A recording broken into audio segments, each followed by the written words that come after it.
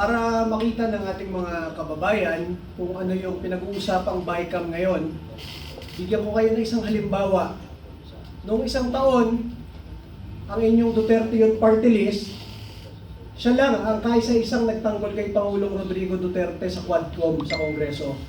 Meron kayong 300 na kongresista sa Pilipinas. At si Pangulong Duterte ay kinwestiyon ng 14 na oras sa Quadcom.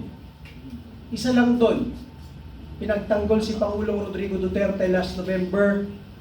At after nun, nung pagdating ng Disyembre, tinext kami ng DBM, Kung, tinanggalan po kayo ng 2025 budget through BICAM. Pasensya na po. Ganon na kahalaga yung BICAM na nangyayari ngayon. Kung ang budget ng Pilipinas ay pinag-uusapan araw-araw sa loob ng kalahating taon, pagpunta sa BICAM, pwede kang biglang dagdagan o tanggalan ng budget, yun ang hindi alam ng mga Pilipino. Isipin ninyo, di ba? Mula pagkatapos ng SONA ng July, August, nagre-report na yung mga departamento at lahat ng opisina ng gobyerno at pinag-uusapan na kung ano ang kailangang budget ng lahat ng opisina ng gobyerno. Pero pagdating ng 2 linggo ng BICAM, pwede nilang biglang tanggalin bigla ang budget ninyo. Kaya napaka-importante ng ginagawa ng mga Pilipino ngayon na binabantayan yung BICAM. So kung ang Duterte Youth Party List na ibinoto ng halos 2.5 million na Pilipino, pinakamalaking boto ng mga OFWs buong mundo, pinakamalaking boto ng mga pulis at sundalo at tropa ng gobyerno, ay kayang tanggalan ng budget ng gobyerno ng Pilipinas. Paano naman yung mga todo sipsep sa administrasyon at pinagtatanggol ang mga kabaloktotan ng gobyerno? Siyempre, ma-assume ninyo, kung tayo na nagsasalita ng matapang ay tinatanggalan ng budget, yung mga sumisipsip naman ay dinadagdagan ng budget, hindi lang milyon, kung hindi bilyon. Kaya dapat panoorin ninyo ang nangyayaring labanan ngayon sa BICAM. Dahil ang nangyayari dyan, yung Senado, tinatangka niyang pahintuin yung mga nangyayaring insertion. Kaya lang, yung ibang kongresista, binubulungan yung senador. Boss, dagdagan namin kayo ng bilyon, pumayag lang kayo. Kaya dapat bantayan ninyo. And masabi ko pa sa inyo, maliban dyan, tinanggalan na tayo ng budget ng 2025. Pagkatapos nating manalo, nang hindi man lang tayo bumibili kahit isang boto, kahit wala tayong coordinator sa buong mundo, tayo ang ibinoto ng mga OFW sa iba't ibang bansa. Kahit saan ka pumunta, nanalo tayo ng 3 pwesto sa Kongreso, tayo lang ang kaisa-isang opisina sa Kongreso na nagbabalik ng death penalty para sa mga plunderer at ghost projects. Tayo pa ang hindi pinaupo sa Kongreso, kaya magagalit ka ng todo eh. Nanalo na nga tayo dahil nagagalit ang milyong-milyong Pilipino. Yung demokrasyang iyon tinanggal pa sa atin. Dati pera lang ang ninanakaw, ngayon pati boto. Kaya masabi ko sa inyo, ngayong mga panahon na ito, parang pati Pasko ninanakaw sa mga Pilipino. Sino ang magsasabi na 500 pesos sapat na sa Noche Buena ng isang pamilyang Pilipino? Bumili ka ng lechong manok, 300 to 400 pesos. Bumili ka ng konting pangkanin, tapos na yung 500 pesos, yun na yun. Kahit anong explanation sa atin, alam ng milyong-milyong Pilipino na hindi sapat yan. Maliban dyan sa ipinipilit na 500 pesos lang ay kasya na sa isang magandang Noche Buena, ang ibinabayad nating tax na napakarami. Lahat tayo nagtatrabaho, bago mo makuha ang sweldo, may income tax ka. Pagpunta mo sa 7-Eleven o sa tindahan, may value-added tax pa. Pag wala kang trabaho, kailangan mo ibenta ang ari-arian ninyo, may capital gains tax pa.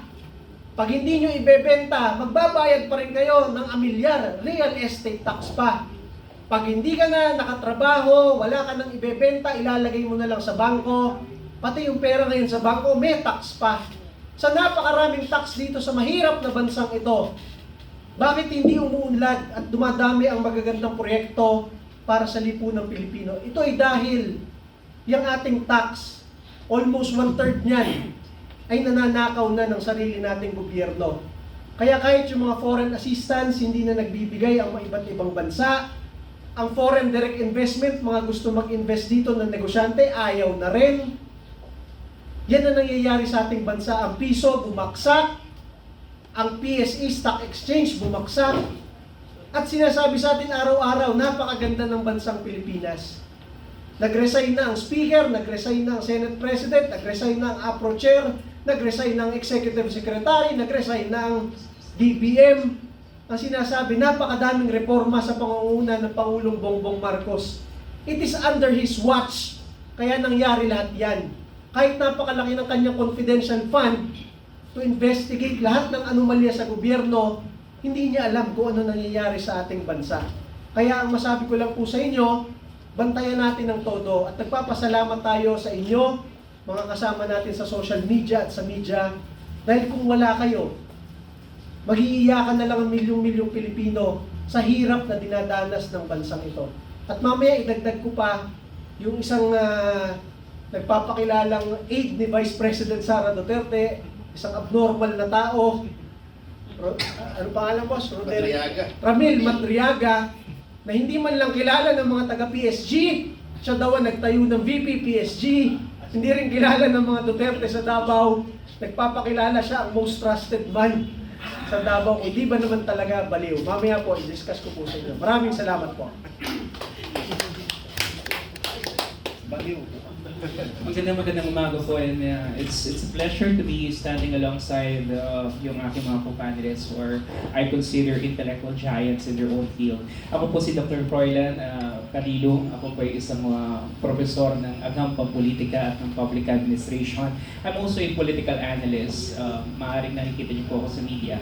And as a political analyst, I always try to be neutral as much as I could. Pero isa na po masasabi ko, no, napakahirap po maging neutral when we are in this kind of situation. Napakahirap po para sa akin na hindi lumiksain ang gobyerno ngayon when in fact nakikita natin that we are being run like a syndicate, no, by this government. Para tayong nasa isang sindikato at lahat po tayo ay hostage. No? So, ngayon po, dito sa dahil pinag-usapan natin ay ang national budget, this 2026 national budget, sana po ang attention natin, medyo i-focus natin o i-rechannel natin sa isa pong departamento na binigyan ngayon ng pinakamataas na budget allocation, and this is none other than the Department of Education. We have to be very vigilant about this. 1.38 trillion po ang ibinigay sa kanila. And this is actually above average, no? Nung sa kumbaga sa global standards, talagang napakataas itong budget na to. Ngayon, ang tanong dito is, ito po ba ay talagang magtatawid ng mga reforma na kailangan natin sa education sector? No? Hindi po dahil sa malaking budget ang ibinigay, talagang magkakaroon po ng kalutasan yung ating mga problema. Kinakailangan po tignan natin, ano ho ba ang gagawin nila dito sa pera na to? No? When in fact, number one problem here will be the absorptive capacity ng mga eskwelahan po natin.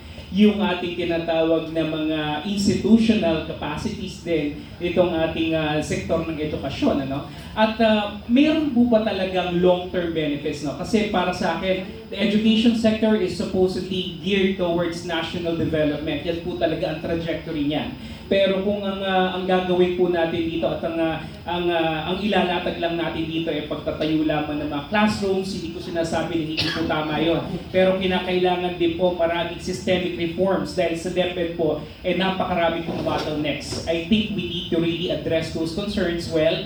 Digital connectivity, teacher upskilling, for example, lahat po yan kinakailangan ma-integrate dito sa budget na to. So ang tanong natin is, sapat po ba yung laki ng pondo? Maaari pong nandyan na yung pera, pero kung hindi po siya magagamit ng tama, no, if we will be able to misallocate or underspend it, magiging malaking problema po rin po. So para po sa akin, tignan po natin maigi, no, kung paano po gagastusin ng Department of Education itong napakaliking pondo na to para po hindi siya matulad, no, sa DPWH nung nakaraang taon na before we know it, talagang naglaho na yung napakalaking pondo na inallocate para po dito.